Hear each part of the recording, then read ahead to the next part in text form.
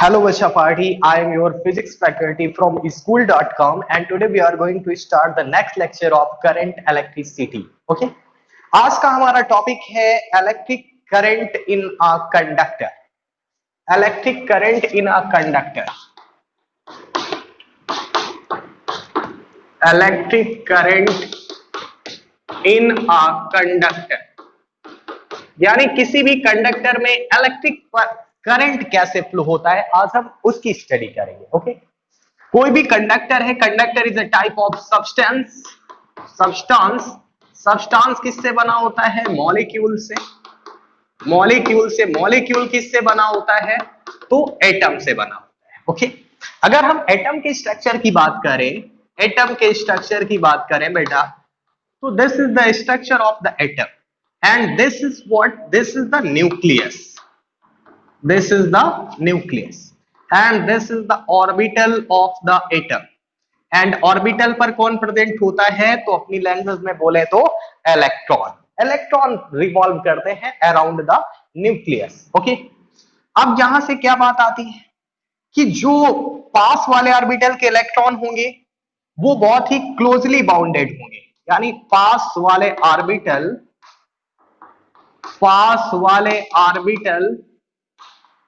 के electron closely bounded होंगे. क्यों? Because due to the strong force of attraction.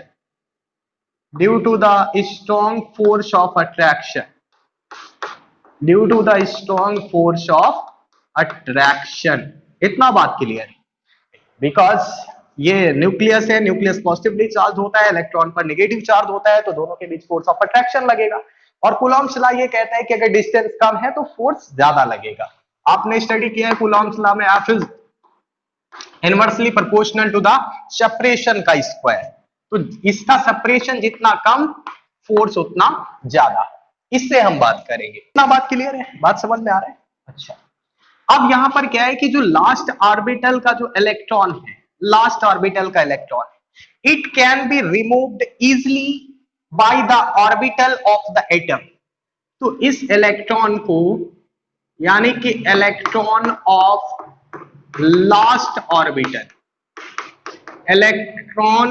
Last orbital of atom can be removed easily. हम इसको easily remove कर पाएंगे. But now the question arises, ऐसा sir क्यों? इसका एक रीजन है. इसका रीजन ये है कि न्यूक्लियस से लास्ट ऑर्बिटल तक का जो डिस्टेंस है ज्यादा होगा. जब डिस्टेंस आपका ज्यादा होगा तो फोर्स की वैल्यू क्या हो जाएगी? कम. तो जब इस पर फोर्स कम लगेगा तो इसको हम इजिली क्या कर पाएंगे? इसके ऑर्बिटल से रिमूव कर पाएंगे. अब रिमूव कैसे करेंगे? तो उसके लिए कंडीशन है, तो बाई रबिंग और बाई हीटिंग. या तो हम उस सब्सटेंस या उस मेटल को क्या कर दें? किसी भी अनदर सब्सटेंस के साथ रब करें, या तो उसको क्या कर दें? हीट प्रोवाइड करा दें. तो लास्ट ऑर्बिटल का इलेक्ट्रॉन अपने ऑर्बिटल को छोड़ देगा. ठीक है, तो जब ये छोड़ देगा तो ये क्या करेंगे? जो इलेक्ट्रॉन्स हैं, ये इलेक्ट्रॉन्स आपके क्या करेंगे? उस एटम में या उस सब्सटेंस में फ्रीली मूव करेंगे. तो ये जो इलेक्ट्रॉन्स हैं, ये जो फ्री हो गया किससे? एटम से. तो इन इलेक्ट्रॉन्स को कौन सा इलेक्ट्रॉन बोलते हैं? ऐसे इलेक्ट्रॉन्स को बोलते हैं फ्री इलेक्ट्रॉन्स बोलते हैं, या इसी को बोलते हैं कंडक्शन इलेक्ट्रॉन.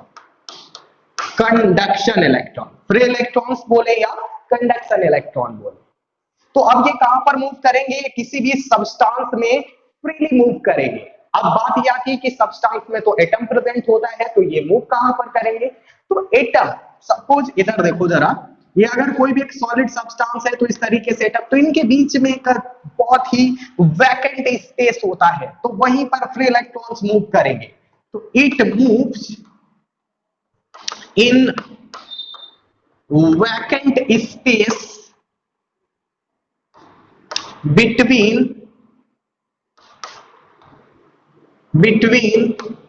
एटम्स. ये एटम्स के बीच में जो वैकेंट स्पेस है वहां पर क्या करेंगे?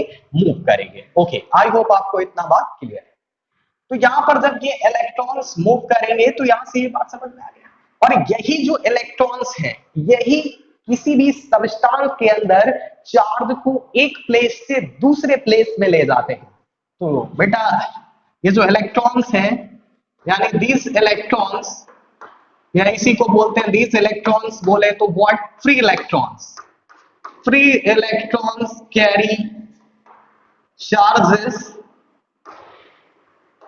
charges in a substance from one place to another,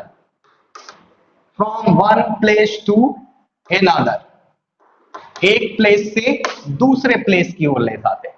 तो यही काम करते हैं जो फ्री इलेक्ट्रॉन्स है, ये करंट कैरिंग, करंट को फ्लो कराने के लिए जरूरी है। ठीक है, अब बात ये आती है कि ये जो बात हमें समझ में आ गया कि कोई भी सब्सटेंस है, सब्सटेंस में क्या प्रेजेंट होंगे, फ्री इलेक्ट्रॉन्स प्रेजेंट होंगे, और यही फ्री इलेक्ट्रॉन्स किसी भी सॉलिड सब्सटेंस की इलेक्ट्रिकल कंडक्टिविटी को डिफाइन करते हैं, इलेक्ट्रिकल कंडक्टिविटी को डिफाइन करते हैं। स्क्रीनशॉट ले लीजिए बेटा इसका जरा। ठीक है, तो यहां पर the number of the electrical conductivity, the electrical conductivity of solid substance is depends upon क्या पर डिपेंड करता है, the number of free electrons पर, the number of free electrons पर डिपेंड करता है। ओके, तो जिस सब्सटेंस की या जिस सॉलिड सब्सटेंस में नंबर ऑफ फ्री इलेक्ट्रॉन्स ज्यादा होंगे, उसकी इलेक्ट्रिकल कंडक्टिविटी उतनी ही ज्यादा होगी। ओके, ये बात क्लियर है। तो दैट्स व्हाई मेटल में जितने भी मेटालिक सब्सटेंस हैं, उस पर जो नंबर ऑफ फ्री इलेक्ट्रॉन्स मौजूद होते हैं वो ऑलमोस्ट 10 to the power 29 पर मीटर क्यूब वॉल्यूम में 10 to the power 29 free electron present होते हैं, बहुत ज्यादा अमाउंट में। That's why metallic substance is a good conductor of electricity. इसी वजह से जितने भी मेटल है, metal is a good conductor of electricity, good conductor of electricity. ये इलेक्ट्रिसिटी के क्या होते हैं, गुड कंडक्टर होते हैं। बट नाउ द क्वेश्चन है, सर इस दुनिया का कौन सा मेटालिक सब्सटेंस है जिसकी इलेक्ट्रिकल कंडक्टिविटी सबसे ज्यादा है? तो वो है बेटा आपका silver.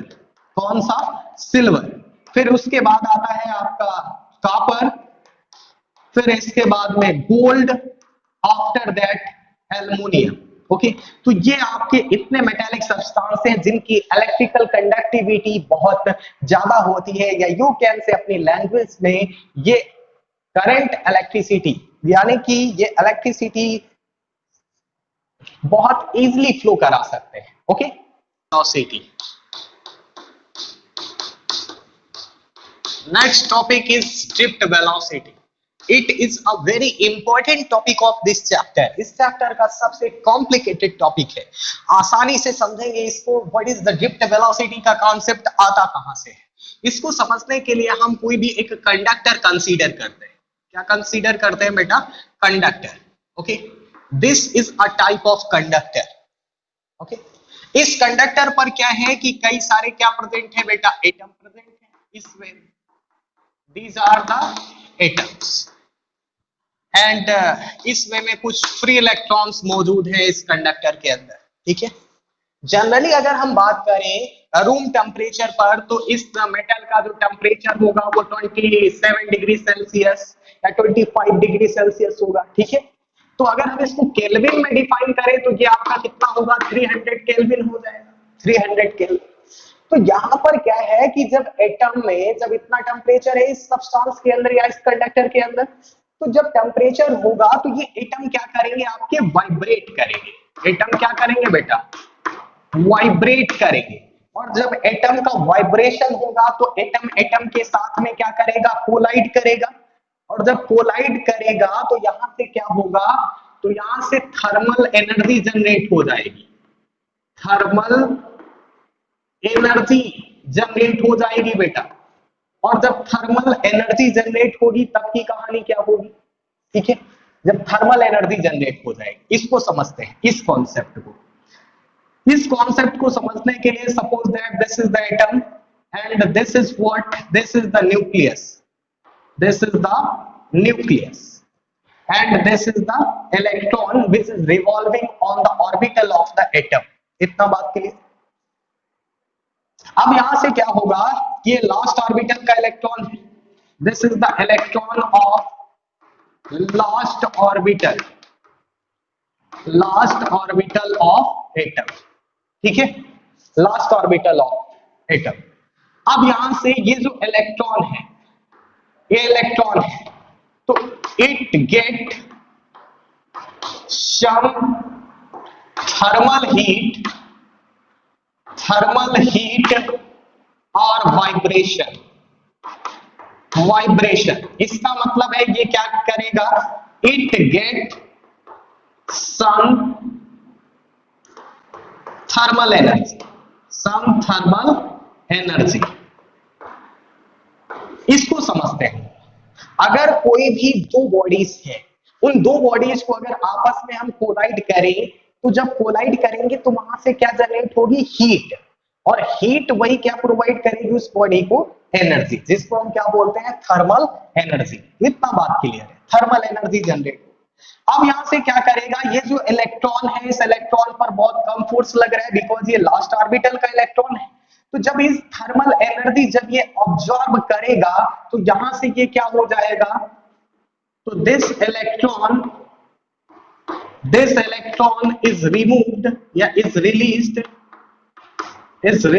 From atom, released from atom. ये इस एटम से क्या हो जाएगा, रिलीज हो जाएगा, ठीक है, रिलीज हो जाएगा। और जब यहां से ये निकलेगा तो यहां से ये बात देखिएगा इधर जरा, जब यहां से एक इलेक्ट्रॉन जाएगा तो इस पर कौन सा चार्ज आ जाएगा, पॉजिटिव चार्ज आ जाएगा, ठीक है। तो ये इलेक्ट्रॉन गया तो इसको हम कौन सा इलेक्ट्रॉन बोलेंगे बेटा, इस इलेक्ट्रॉन को बोलेंगे फ्री इलेक्ट्रॉन। कौन सा इलेक्ट्रॉन, फ्री इलेक्ट्रॉन, ओके। तो यहां पर ये इलेक्ट्रॉन आ गया तो इसको हम बोलेंगे नेगेटिवली चार्ज्ड आयन। ये आपका क्या है, ये आपका नेगेटिवली चार्ज्ड आयन है, ठीक है। और ये आपका क्या हो जाएगा, यहाँ पे पॉजिटिव चार्ज आ जाएगा तो ये आपका क्या बन जाएगा, पॉजिटिव आयन बन जाएगा, पॉजिटिव आयन, ठीक है।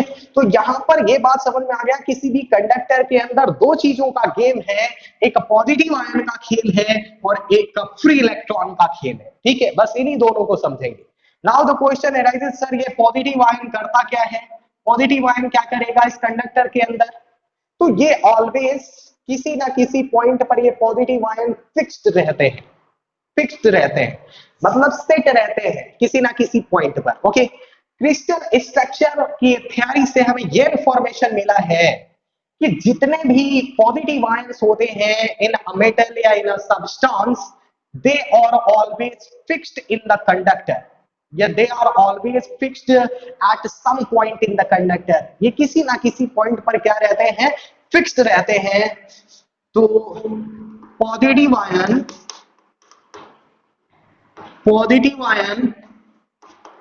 always fixed at some point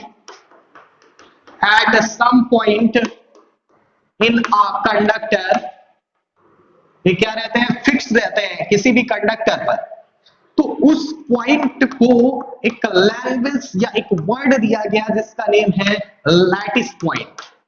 कौन सा पॉइंट बेटा, लैटिस पॉइंट। तो यहां आप ये कह सकते हैं अपनी लैंग्वेज में बोले तो कि जिस पॉइंट पर पॉजिटिव आयन ऑलवेज फिक्स्ड होते हैं उसको लैटिस पॉइंट बोलते हैं। कौन सा point, lattice point. But now the question arises कि सर यहां पर पॉजिटिव आयन तो हमें समझ में आ गया, पॉजिटिव आयन क्या है, but now the question arises sir what is the free electron, free electron का क्या काम है। तो फ्री इलेक्ट्रॉन को जरा समझते हैं, फ्री इलेक्ट्रॉन, ठीक है, फ्री इलेक्ट्रॉन को समझते हैं। तो फ्री इलेक्ट्रॉन का काम ही है ऑलवेज रैंडमली मोशन करना। तो जो भी फ्री इलेक्ट्रॉन होता है ये कैसे मूव करते हैं, ये ऑलवेज रैंडमली मूव करते हैं। ओके, ये रैंडम मोशन करेगा। और जब कोई भी इलेक्ट्रॉन किसी भी कंडक्टर के अंदर जब रैंडमली मोशन करता है तो नो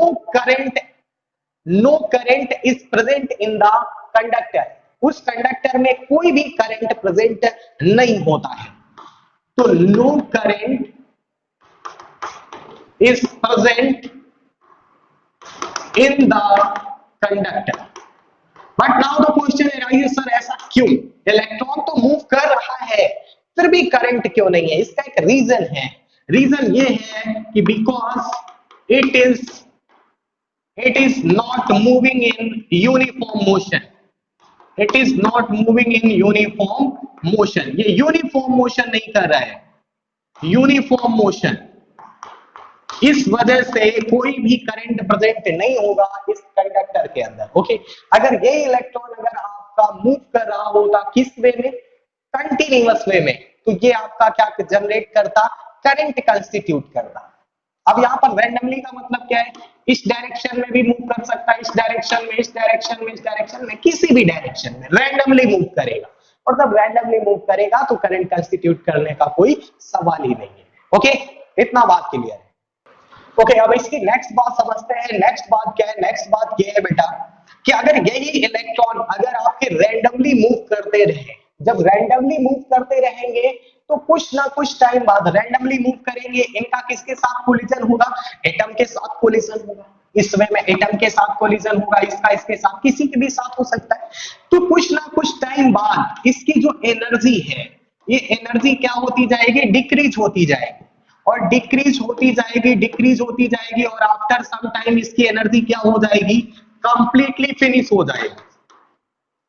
कंप्लीटली क्या हो जाएगी, फिनिश हो जाएगी। और जब कंप्लीटली फिनिश हो जाएगी तो ये इलेक्ट्रॉन मूव करना क्या कर देगा, बंद कर देगा। इलेक्ट्रॉन क्या आ जाएगा, रेस्ट में आ जाएगा। ठीक है, इतना बात के लिए। But now the question arises कि इस इलेक्ट्रॉन को अब मूव करने के लिए एनर्जी कहां से मिलेगी? तो उस एनर्जी को समझने के लिए एक दूसरा फिगर बनाते हैं। ठीक है, वो एनर्जी कहां से मिलेगा उसको समझो इधर। Suppose that this is a conductor. ठीक है, कंडक्टर है, बहुत अच्छी बात है कि आपके क्या है, this is the atom and this is what, this is the electron. ठीक है, इतना बात क्लियर। अब यहां से इस इलेक्ट्रॉन को एनर्जी कहां से मिलेगा, तो एनर्जी प्रोवाइड कराने के लिए हम इस कंडक्टर को एक बैटरी से कनेक्ट करेंगे। किससे कनेक्ट करेंगे, बैटरी से। बैटरी से, वो भी बैटरी कितने वोल्टेज की है, वी वोल्टेज की बैटरी है। कितने वोल्टेज की है, वी वोल्टेज की बैटरी है। Okay, this is what, this is the positive terminal and this is the negative terminal. तो इधर ये आपका पॉजिटिव टर्मिनल हो जाएगा और इधर ये आपका कौन सा टर्मिनल हो जाएगा, नेगेटिव टर्मिनल हो जाएगा। ठीक है, तो इलेक्ट्रिक फील्ड की direction always positive charge to किधर रहती है, नेगेटिव चार्ज। तो ये आपकी किसकी डायरेक्शन हो जाएगी, ये आपकी डायरेक्शन हो जाएगी इलेक्ट्रिक फील्ड की डायरेक्शन हो जाएगी। ठीक है, इलेक्ट्रिक फील्ड की डायरेक्शन हो जाएगी। अब यहां से ये बात आती है कि जब हम बैटरी से कनेक्ट करेंगे तो ये क्या प्रोवाइड कराएगा, तो battery provides the energy. Battery क्या प्रोवाइड कराएगी, एनर्जी प्रोवाइड कराएगी। और जब एनर्जी प्रोवाइड कराएगी तो इलेक्ट्रॉन्स मूव करेगा। अब यहां पर क्या हो जाएगा कि इलेक्ट्रॉन्स रैंडमली मूव ना करके यूनिफॉर्म मोशन करेगा, बिकॉज यहां से इसको प्रॉपर वे में एनर्जी मिल रहा है। ठीक है, तो यहां पर एनर्जी लूज होने का कोई सवाल ही नहीं है, बिकॉज हमने एक एक्सटर्नल सोर्स ऐड कर दिया है, किसका, एनर्जी का। ठीक है, तो प्रॉपर वे में यानी कंटिन्यूअस वे में इलेक्ट्रॉन मोशन करेगा तो ये कंडक्टर क्या कंस्टिट्यूट करेगा, करंट कंस्टिट्यूट करेगा। ठीक है, करंट कंस्टिट्यूट करेगा। अच्छा, सपोज दैट ये आपका पॉइंट ए है। पहले जब आपका बैटरी कनेक्ट नहीं था इस कंडक्टर के साथ में तो क्या कंडीशन थी, तो कंडीशन इस वे में इलेक्ट्रॉन आपका मूव कर रहा था, इस वे में, और यहीं पर रह जा रहा था, यानी कि इस कंडक्टर से बाहर नहीं जा पा रहा था। बात समझ में आ रहा है कि नहीं? बट जैसे ही हमने क्या किया, हमने बैटरी को कनेक्ट किया तो ये इलेक्ट्रॉन कुछ इस वे में मूव करने लगा, इस वे में, और ये कहां पर पहुंच गया बेटा, ये इस कंडक्टर को क्रॉस करने लगा। दिस पॉइंट इज व्हाट बेटा, B, and this point is B dash. ठीक है, तो यहां से एक छोटा सा डिफरेंस है। वो डिफरेंस क्या है कि जब एब्सेंस ऑफ बैटरी है, जब एब्सेंस ऑफ बैटरी है तो आपका इलेक्ट्रॉन बाहर नहीं निकल पा रहा है, लेकिन जैसे ही हमने बैटरी को कनेक्ट कर दिया, यानी एक्सटर्नल सोर्स ऑफ बैटरी को कनेक्ट किया, तो यहां पर, या एक्सटर्नल सोर्स ऑफ एनर्जी यानी बैटरी को कनेक्ट किया, तो यहां से इलेक्ट्रॉन इस कंडक्टर के क्रॉस सेक्शन से बाहर निकल जाएगा। ठीक है, इसका मतलब ये है, यानी ये कंटिन्यूअस वे में फ्लो कर रहा है। इतना बात क्लियर है? ठीक है, आगे की बात समझते हैं। ये आपका बैटरी यहां से आपने कनेक्ट कराया, बाहर निकल जा रहा है, इसका मतलब है कि ये इलेक्ट्रॉन का ये क्या हो गया, फ्री इलेक्ट्रॉन का डिस्प्लेसमेंट हो गया। इसको समझते हैं। आपने वन बाय वन करके क्या किया, आपने सबसे पहले कनेक्ट किया बैटरी। क्या कनेक्ट किया बेटा? बैटरी। बैटरी का काम क्या है, बैटरी क्या प्रोवाइड कराएगी, बैटरी एनर्जी प्रोवाइड कराएगी। ठीक है, और जब बैटरी लगाएंगे तो जाहिर सी बात है ये इलेक्ट्रिक फील्ड प्रोड्यूस करेगा, इलेक्ट्रिक फील्ड प्रोड्यूस करेगा। और इलेक्ट्रिक फील्ड क्या कहता है कि अगर आप उस इलेक्ट्रिक फील्ड के रीजन में अगर किसी भी एक्सटर्नल चार्ज को लेकर आते हैं तो वो फील्ड उस पर फोर्स अप्लाई करती है। तो फील्ड उस पर क्या अप्लाई करेगी, फोर्स अप्लाई करेगी। अब जब फोर्स अप्लाई करेगी, किस पर करेगी, कौन आ रहा है, तो यहाँ पर इलेक्ट्रॉन आ रहा है। ठीक है, जब इलेक्ट्रॉन आ रहा है तो फोर्स अप्लाई करेगा, तो जाहिर सी बात है कि जब फोर्स अप्लाई करेगा तो इस इलेक्ट्रॉन का डिस्प्लेसमेंट होगा। तो इस फ्री इलेक्ट्रॉन का क्या होगा, डिस्प्लेसमेंट होगा। डिस्प्लेसमेंट, डिस्प्लेसमेंट हुआ, डिस्प्लेसमेंट हुआ। ठीक है, अब ये जो डिस्प्लेसमेंट इस इलेक्ट्रॉन का हुआ, तो जाहिर सी बात है इसके पास कुछ ना कुछ वेलोसिटी आ गई। तो जब ये डिस्प्लेसमेंट हुआ तो इसके पास कुछ ना कुछ क्या आ जाएगी बेटा, velocity. And such type of velocity, such type of velocity is known as drift velocity। ऐसी वेलोसिटी को कौन सी वेलोसिटी बोला जाएगा, ड्रिफ्ट वेलोसिटी। तो एक बार फिर से इसको समझते हैं, ड्रिफ्ट वेलोसिटी क्या है। ड्रिफ्ट वेलोसिटी का कांसेप्ट कहां से आता है, it is a very important topic of this chapter. सबसे पहले कंडक्टर लेंगे, कंडक्टर को एब्सेंस ऑफ बैटरी में स्टडी करेंगे। तो हमने ये समझा कि अगर कोई भी एक कंडक्टर है, कंडक्टर में क्या प्रेजेंट होंगे, एटम। ठीक है, अब यहां पर जनरली रूम टेम्परेचर होता है। ठीक है, होता है। जब रूम टेम्परेचर होगा, कुछ ना कुछ टेम्परेचर होगा, तो उस सब्सटेंस के अंदर एटम क्या करेंगे, वाइब्रेट करेंगे। जब वाइब्रेट करेंगे तो जाहिर सी बात है वहां से क्या प्रोड्यूस होगी, थर्मल एनर्जी। और थर्मल एनर्जी जब किसी भी एटम के लास्ट ऑर्बिटल के इलेक्ट्रॉन एब्जॉर्ब करेंगे तो वो क्या हो जाएंगे, फ्री टू मूव। और जब फ्री टू मूव होंगे तो वही किसका काम करेंगे, फ्री इलेक्ट्रॉन्स का काम करेंगे। इतना बात क्लियर है। लेकिन ये जो इलेक्ट्रॉन्स हैं वो रैंडमली मोशन करेंगे, और रैंडमली मोशन से कभी भी करंट कंस्टिट्यूट नहीं होती। हमें क्या चाहिए, करंट चाहिए। इस वजह से हम क्या करेंगे, और एक बात, करंट तो चाहिए ही चाहिए। दूसरी बात, एक दूसरा और फैक्ट, कि जब ये इलेक्ट्रॉन्स ये इनके पास एनर्जी एब्जॉर्ब किया तो रैंडम मोशन करेंगे, तो बार बार किसके साथ कोलाइड करेंगे, एटम के साथ कोलाइड करेंगे। ठीक है, जब एटम के साथ कोलाइड करेंगे, आफ्टर सम टाइम इनकी एनर्जी डिक्रीज होती जाएगी और कुछ समय बाद कंप्लीटली फिनिश हो जाएगी। जब ये कंप्लीटली एनर्जी जब ये फिनिश हो जाएगी तो इलेक्ट्रॉन मूव नहीं कर पाएगा, तो करंट का कोई यहाँ पर करंट जनरेट की हम बात ही नहीं कर पाएंगे। इस वजह से हम क्या करते हैं, हम इस कंडक्टर में एक एक्सटर्नल सोर्स ऑफ एनर्जी यानी बैटरी को ऐड कराते हैं। ठीक है, हमने बैटरी को ऐड करा दिया। जब बैटरी को ऐड कराएंगे तो यहाँ पर कंटिन्यूअस वे में यानी प्रॉपर वे में एनर्जी मिलती जाएगी इन इलेक्ट्रॉन्स को, और ये यूनिफॉर्म मोशन करेंगे। और इसका एक कहानी, एक दूसरा फैक्ट ये, जब हमने बैटरी ऐड कराया तो बैटरी का काम है बेटा एनर्जी प्रोवाइड कराना, एनर्जी प्रोवाइड कराना। अच्छा, अब ये क्या करेगा, इलेक्ट्रिक फील्ड जनरेट करेगा। इलेक्ट्रिक फील्ड जनरेट करेगा, this is the positive charge, this is the negative charge. Okay, अब यहां से ये क्या करेगी, फोर्स अप्लाई करेगी। यही कहानी है इलेक्ट्रिक फील्ड की। अगर इलेक्ट्रिक फील्ड के रीजन में कोई अनदर चार्ज लाइक इलेक्ट्रॉन आएगा तो ये इस पर क्या अप्लाई करेगा, फोर्स अप्लाई करेगा, फोर्स अप्लाई करेगा। इसका मतलब इलेक्ट्रॉन का क्या होगा, डिस्प्लेसमेंट होगा। डिस्प्लेसमेंट हुआ तो इसका मतलब ये है, इसका मतलब ये है कि उस चार्ज के पास या उस इलेक्ट्रॉन के पास कुछ ना कुछ वेलोसिटी आ गई। And such type of velocity is known as what, drift velocity. Okay बेटा, this is the definition of drift velocity. ये बहुत ही बेसिक डेफिनेशन है, इसको आप स्क्रीनशॉट ले लीजिए, इसको जरा नोट कर दीजिए। ओके, क्या बात करते हैं बेटा, बात ये है कि the direction of drift velocity, the direction of drift velocity is always opposite,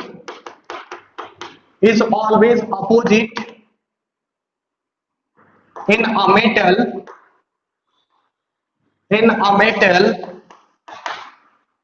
to that of applied electric field. यानी इसकी जो डायरेक्शन है ड्रिफ्ट वेलोसिटी की, वो ऑलवेज क्या रहेगी, अपोजिट रहेगी, किसकी डायरेक्शन के, इलेक्ट्रिक फील्ड की डायरेक्शन में। अभी हम इसको चल के आगे प्रूव भी करेंगे जब हम इसका नेक्स्ट टॉपिक पढ़ेंगे, रिलैक्सेशन टाइम। ठीक है, नेक्स्ट इसकी जो वैल्यू है, यानी इस ड्रिफ्ट वेलोसिटी की जो वैल्यू है, it is a quite small, बहुत कम होती है। It is quite small, it is quite small.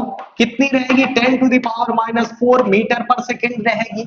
किसके कंपैरिजन में, तो as compared to thermal speed, as compared to thermal speed. किसकी thermal speed, thermal speed of electrons in a conductor. Thermal speed कितनी रहती है बेटा, तो ये रहती है आपकी 10 to the power 5 metre per second at room temperature, at room temperature, at room temperature. जो रूम टेम्परेचर पर जो वेलोसिटी रहेगी फ्री इलेक्ट्रॉन्स की, वो 10 to the power 5 metre per second, जिसको हम उसकी थर्मल स्पीड के नेम से बोलते हैं।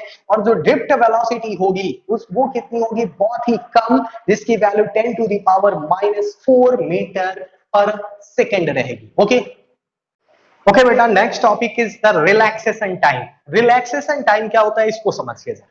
इसको समझने के लिए सपोज ये आपका कोई भी एक क्या है का पॉजिटिव आयन, इधर डेफिनेशन मैंने लिख दिया है। डेफिनेशन मैटर करता है आपका बोर्ड एग्जाम में।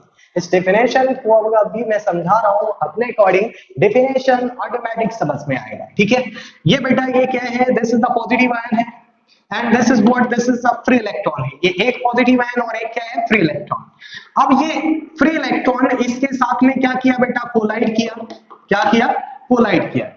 अब जब ये इसके साथ में कोलाइड करेगा, तो कोलाइड करने के बाद इसके बाद फिर ये घूम टहल कर फिर आएगा, घूम कर फिर इसके बाद ये फिर आया, इसके साथ में फिर क्या किया, कोलाइड किया, फिर कोलाइड किया, और फिर इस तरीके से चला गया।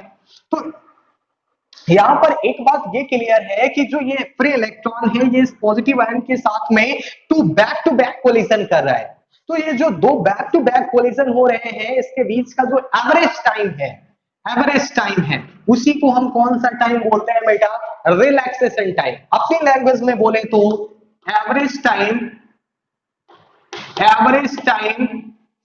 Between two back to back collision, between two back-to-back collision of free electrons with positive ion is called relaxation time, is called relaxation time. Okay, उसी को क्या बोलते हैं बेटा, रिलैक्सेशन टाइम बोलते हैं। आई होप आपको इतना बात क्लियर है।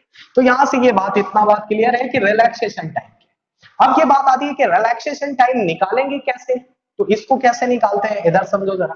ओके बेटा, अब यहां से ये बात आती है कि रिलैक्सेशन का टाइम का कॉन्सेप्ट आया कहां से। तो ये जो रिलैक्सेशन टाइम का जो कॉन्सेप्ट है, ये निकल कर आता है बेटा यहां से। इसको समझिए, रिलैक्सेशन टाइम का कॉन्सेप्ट कहां से आया। ठीक है, अगर कोई भी, क्या आप यहां से क्वेश्चन आपके मन में ये आ रहा होगा, क्या सर किसी भी सब्सटेंस के अंदर क्या एक ही इलेक्ट्रॉन, क्या एक ही पॉजिटिव आयन प्रेजेंट होगा, तो ऐसा नहीं है। ठीक है, तो बहुत सारे इलेक्ट्रॉन और बहुत सारे पॉजिटिव आयन प्रेजेंट होंगे किसी भी सब्सटेंस के अंदर। तो हम किसी भी एक इलेक्ट्रॉन्स का किसी भी एक पॉजिटिव आयन के साथ में जो कोलिजन होता है उसका हम एवरेज टाइम कैसे पता करते हैं, तो ये एक कंसीडरेशन है और अवर कन्वीनियंट हम अपने समझने के लिए ये कंसीडर करते हैं ऐसी कहानी, बिकॉज हमें कोई भी करेक्ट वैल्यू नहीं पता है कि इलेक्ट्रॉन इस पॉजिटिव आयन के साथ में कितने टाइम में कोलाइड करेगा। ठीक है, इस वजह से हम क्या लेकर चलते हैं, इसका एवरेज लेकर चलते हैं और उसी एवरेज टाइम को यानी two back collision of free electrons with the positive ions को क्या बोलते हैं, रिलैक्सेशन टाइम बोलते हैं। अब नाउ द क्वेश्चन अराइजेस कि इस रिलैक्सेशन टाइम को कैसे निकालते हैं, रिलैक्सेशन टाइम को कैसे निकालते हैं, तो इसको समझिए इधर जरा।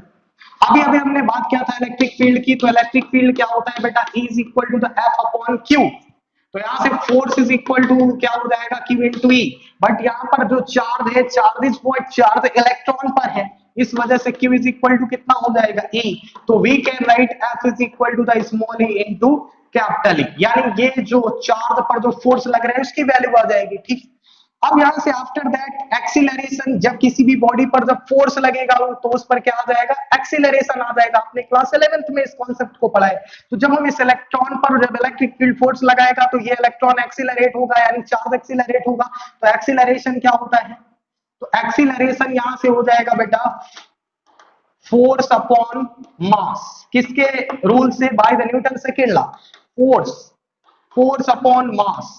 ठीक है, तो यहां से small e into capital E upon में कितना हो जाएगा, m। एंड एक्सीलरेशन का दूसरा कॉन्सेप्ट क्या कहता है, एक्सीलरेशन इज इक्वल टू होता है वेलोसिटी अपॉन टाइम। वेलोसिटी इसकी कौन सी वेलोसिटी होगी, ड्रिफ्ट वेलोसिटी। टाइम क्या होगा, रिलैक्सेशन टाइम होगा। रिलैक्सेशन टाइम को इस साइन से डिनोट करते हैं। ओके, तो vd अपॉन t, तो vd आपका कितना हो जाएगा, vd पता नहीं है। ठीक है, बहुत अच्छी बात है। एक्सीलरेशन, तो acceleration is equal to the vd upon t, तो इसको हम लिख सकते हैं, यहां से बचा a is equal to the vd upon t, तो vd is equal to the a into t। तो यहां से drift velocity is equal to acceleration का value small e into capital E upon m into में कितना हो जाएगा, t हो जाएगा। तो ये आपका क्या आ जाएगा, this is the relation between drift velocity and relaxation time, या you can say this is the relation between drift velocity and relaxation time ये आपका क्या है, रिलेशन भी है, जिसका ये फॉर्मूला निकल के आता है। अगर हम इसके वेक्टर फॉर्म की बात करें, अगर तो वेक्टर फॉर्म इसका हो जाएगा, because velocity is a vector quantity, electric field is a vector quantity, but charge is scalar, mass is scalar, time is scalar. तो यहां से लिखेंगे minus small e electric field vector upon mass into time. आपको पता है, आपको मैंने बताया कि जो ड्रिफ्ट वेलोसिटी है वो always the direction of electric field के अपोजिट होती है, इस वजह से कौन सा साइन यहां पर आएगा बेटा, माइनस साइन आएगा। ओके, तो that is all about the relaxation time. आप कैसे बोलेंगे, टू बैक कोलिजन जब फ्री इलेक्ट्रॉन करेगा पॉजिटिव आयंस के साथ में, तो उसके बीच का जो एवरेज टाइम है is known as the relaxation time. Okay बेटा, नेक्स्ट टॉपिक की बात करते हैं। Next topic is the relation between current density and drift velocity. Current density बोले तो J एंड ड्रिफ्ट वेलोसिटी बोले तो VD। इनके बीच में हमें रिलेशन पता करना है। रिलेशन कैसे पता करेंगे, ध्यान से समझिए। Suppose that this is the type of conductor. ये कंडक्टर का जो लेंथ है, लेंथ कितना है बेटा, अपन का स्मॉल l। इस क्रॉस सेक्शन का एरिया कितना है, A। ड्रिफ्ट वेलोसिटी कितनी है, BD।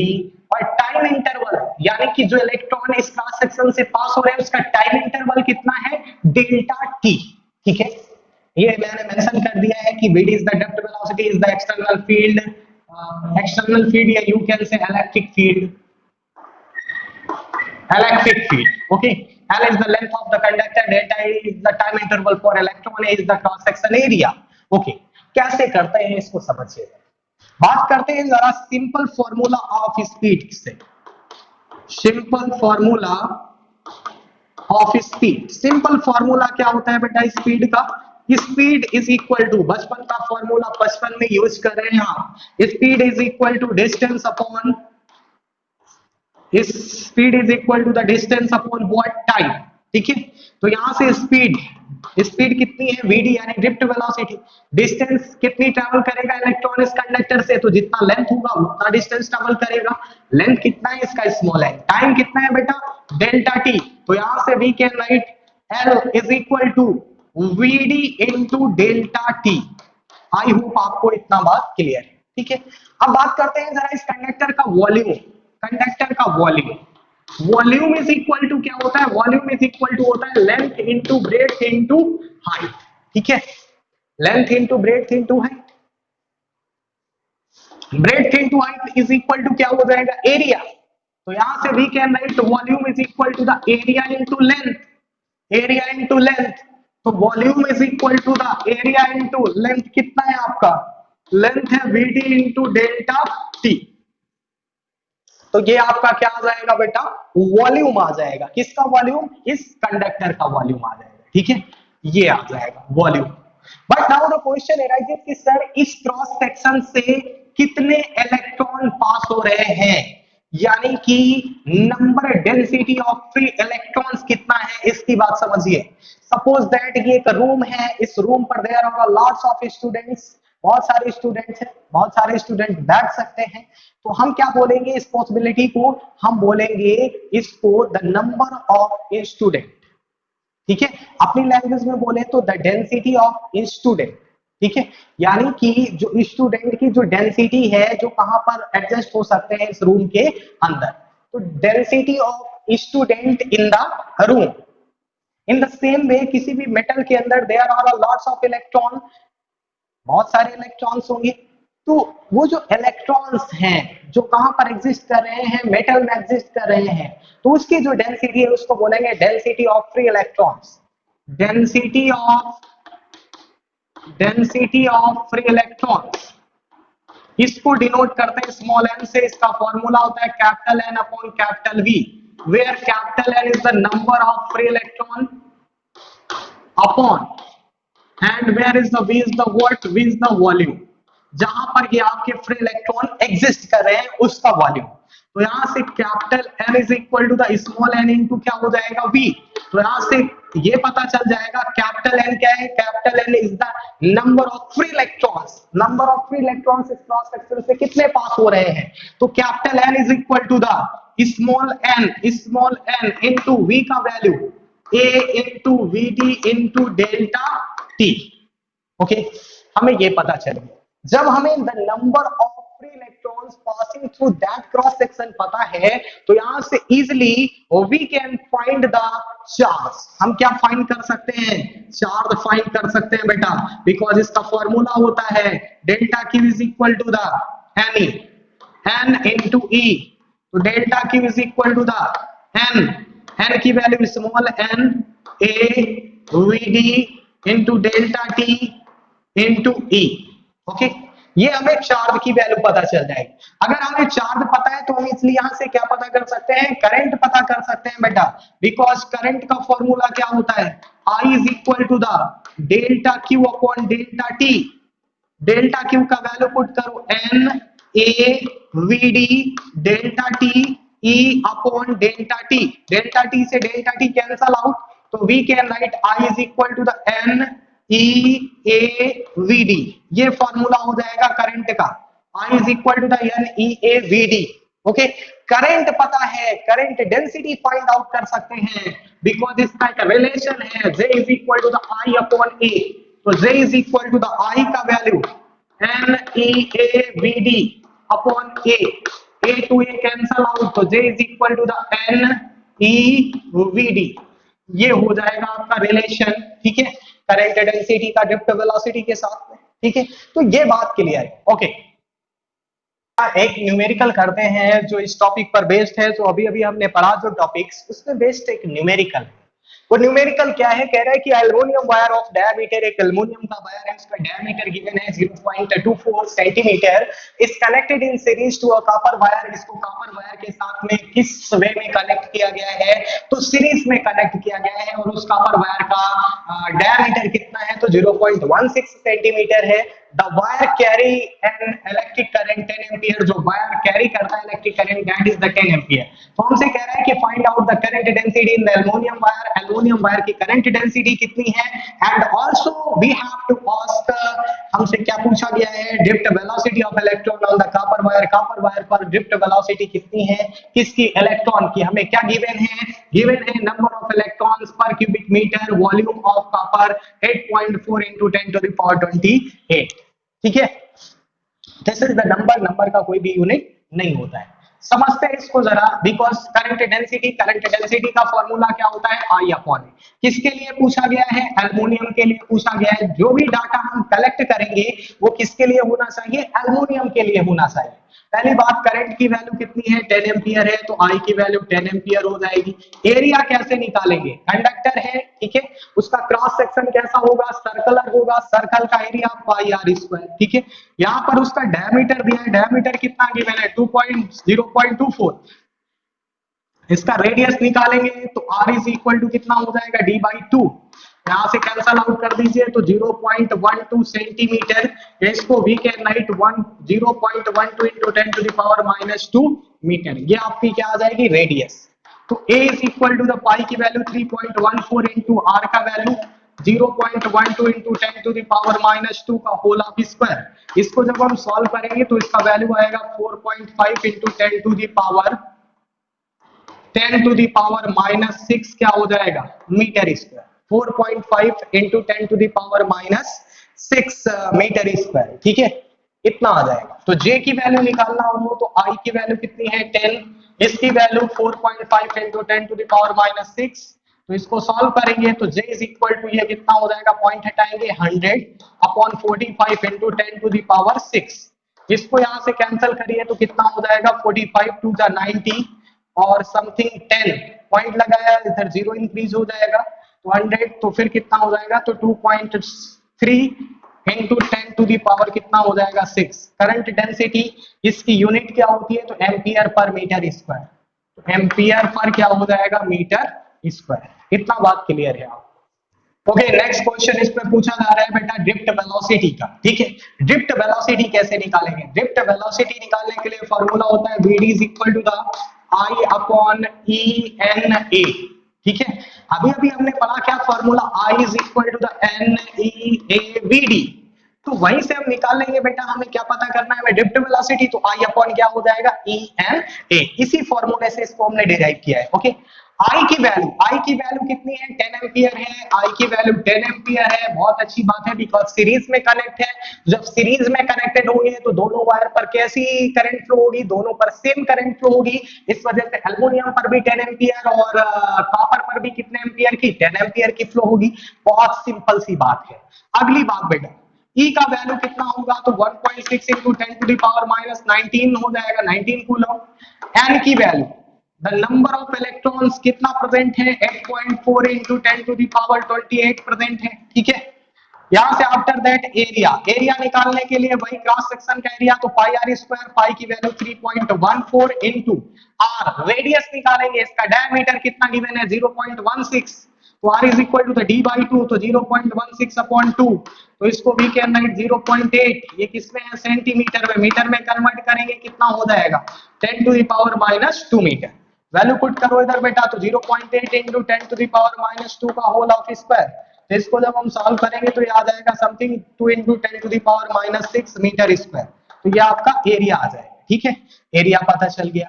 सीधे डायरेक्ट वैल्यू सभी पुट कर दीजिए, इस इक्वेशन में ड्रिफ्ट वेलोसिटी आ जाएगी। तो ड्रिफ्ट वेलोसिटी निकालने के लिए I की वैल्यू 10 अपॉन E की value 1.6 into 10 to the power -19 into N की value 8.4 into 10 to the power 28 into A की वैल्यू, तो 2 into 10 to the power क्या हो जाएगा, 2 into 10 to the power -6। तो यहां से Vd इज इक्वल टू, इसको आप सॉल्व करेंगे तो इसका आंसर मैं आपको बता देता हूं बेटा, इसका आंसर आएगा 3.7 इंटू 10 टू द पावर -4। और ड्रिफ्ट वेलोसिटी का यूनिट क्या हो जाएगा? तो इसका यूनिट हो जाएगा मीटर पर सेकेंड। ठीक है, मीटर पर सेकेंड नोट कर दीजिए। अगर आपको इस लेक्चर में फिर भी कोई भी प्रॉब्लम है, कमेंट सेक्शन में जाइए, कमेंट करिए, I will solve your whole problem. Okay.